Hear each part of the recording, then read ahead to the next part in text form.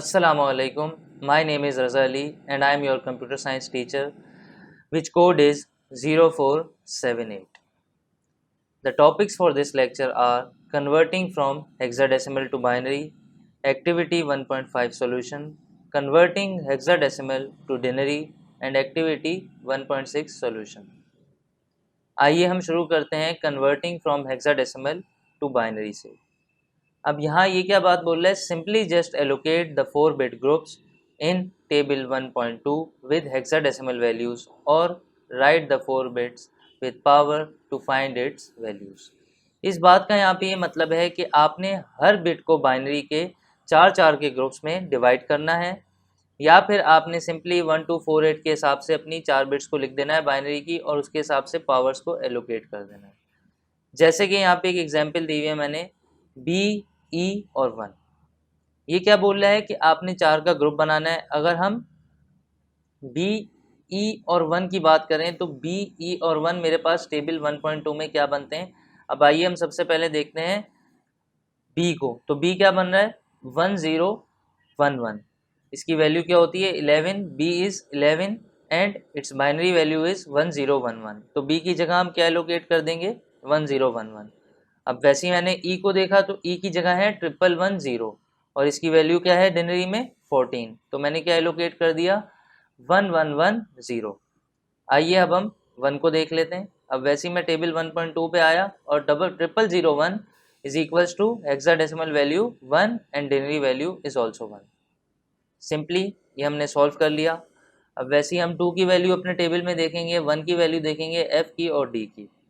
आइए वो भी देख लेते हैं। 2 की वैल्यू क्या बन रही है, 0010 और 1 की वैल्यू 0001 एंड एफ की वैल्यू 1111 और उसके अलावा डी की वैल्यू हमारे पास बन रही है 1101। यही सारी वैल्यूज़ मैंने एलोकेट की हुई हैं। अब यहाँ पे बेस इसकी 2 क्यों लिखी है कि हम क्या कर रहे हैं, हेक्साडेसिमल से बाइनरी में जा रहे हैं। जब भी हम जिस बेस में जाना चाहेंगे हम हमेशा उसकी पावर को उसका बेस लिखेंगे। जैसे कि यहाँ पे मैंने बाइनरी में जाना है तो मैंने बेस क्या लिखी, 2। अब इसके बाद हम एक्टिविटी 1.5 का सोल्यूशन देखते हैं। 6 मैंने सिंपली अपने टेबल में एलोकेट करना है। ये वैसे टेबल आप लोग याद कर लीजिएगा, आपको और आसानी हो जाएगी और ये सिंपल है टेबल बहुत। अब क्या कर रहे हैं हम, 6 की वैल्यू देख रहे हैं तो 0110, 6 मिल गया मुझे, क्या बना 0110। वैसे ही सी देखा, सी क्या बन रहा है यहाँ पे 1100। 5 और 9 को देख लेते हैं बी वाले को। अब हम देखते हैं 5 और 9। अब 5 की यहाँ पे क्या वैल्यू है, 0101 आ गई एज इट इज और 10019 की वैल्यू एज इट इज आ गई। बेस हमेशा 2 क्यों लिखेंगे कि हम जिसकी पावर में जा रहे हैं वो क्या है, बाइनरी, और बाइनरी की बेस होती है 2। तो हमने ब्रैकेट के बाहर क्या लिखा है कि हम किस बेस में कन्वर्ट कर चुके हैं, बाइनरी में, तो हमने ये यहाँ पे सिंपली पुट कर दिया। वैसे ही डबल ए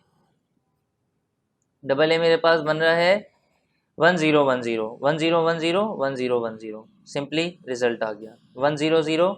ए वैसी 1010 था और 0 की वैल्यू हमेशा 4 बिट्स में 0000 एज इट इज। 0 की भी अगले की भी यही वैल्यू आ गई।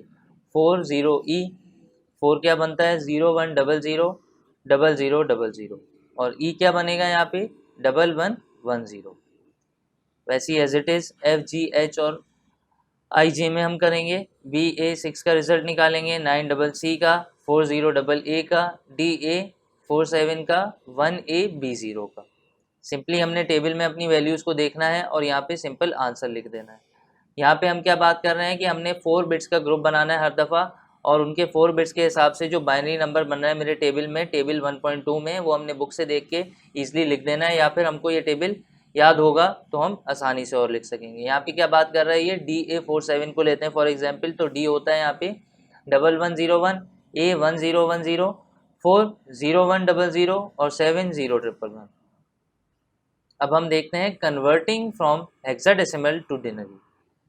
अब यहाँ पे क्या बात हो रही है कि whenever we perform hex to denary conversion it goes simply as multiply every digit of hex with it bits and allocate the power from least significant bit LSB to MSB most significant bit as left to right and then add the numbers। अगर हम इसको right to left करें या left to right करें, simply जैसे हम उसको solve करना चाह रहे हैं, जैसे हम देखेंगे या हमको समझ आ रहा है, हम उसके हिसाब से लेफ़्ट टू राइट या राइट टू लेफ़्ट लिख देंगे। अब यहाँ पे मैंने एक एग्जांपल दी हुई है C8F की।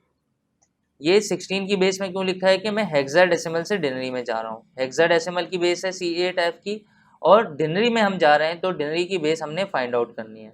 सिंपली हमने हेक्साडेसिमल के हर डिजिट को उसकी बेस से मल्टीप्लाई करना है। मतलब बेस क्या है यहाँ पे 16, और क्या करना है, उनको प्लस कर देना है।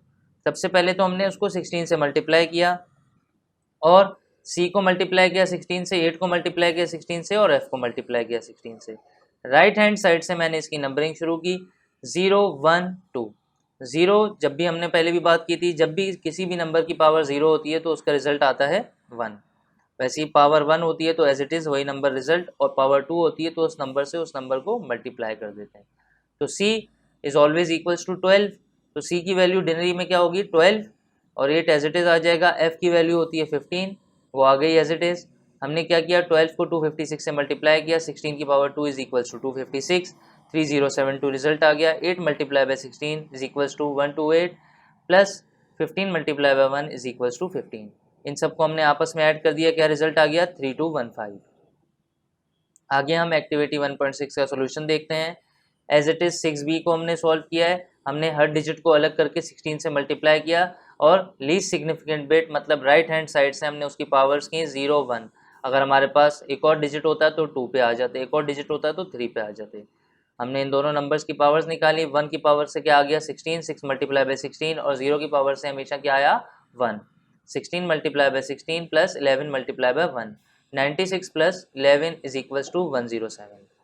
एज इट इज़ हमने B को सॉल्व किया। C D ईजिली इसको सॉल्व कर सकते हैं हम। इसका सोल्यूशन आपको प्रोवाइड कर दूंगा मैं, स्लाइड्स गिवन होंगी आप लोगों को, ड्राइव का लिंक अपलोड हुआ होगा और ईजिली आप इसको सॉल्व कर सकते हैं। आगे हम इसको देखते हैं। E और F में 3 डिजिट्स आ गए, तो 0 1 2 तक मेरी पावर चली गई।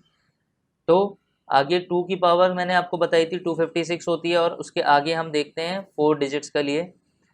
G और H, ये गलती से F लिखा हुआ है, ये H होगा। CA8, और उसके बाद I और J। I में हम देखें तो हमारी पावर्स 3 तक जा रही हैं, 0 1 2 3। 3 की पावर 16 क्या होती है 4096। ईजिली आपको 3 या 4 तक याद हो 16 की पावर्स, तो ईजिली ये सॉल्व हो सकते हैं क्वेश्चंस विदाउट कैलकुलेटर, और कैलकुलेटर वैसे भी अलाउ नहीं होता है, तो आप लोग इसको आसानी से याद कर लीजिएगा और ऐड करके सॉल्व कर लीजिएगा। हम लोग अगले लेक्चर में क्या डिस्कस करेंगे, कन्वर्जन डिस्कस करेंगे डिनरी टू हेक्साडेसिमल की, एक्टिविटी 1.7 का सॉल्यूशन और मेमोरी डंप्स। ये था हमारा आज का लेक्चर। Thank you.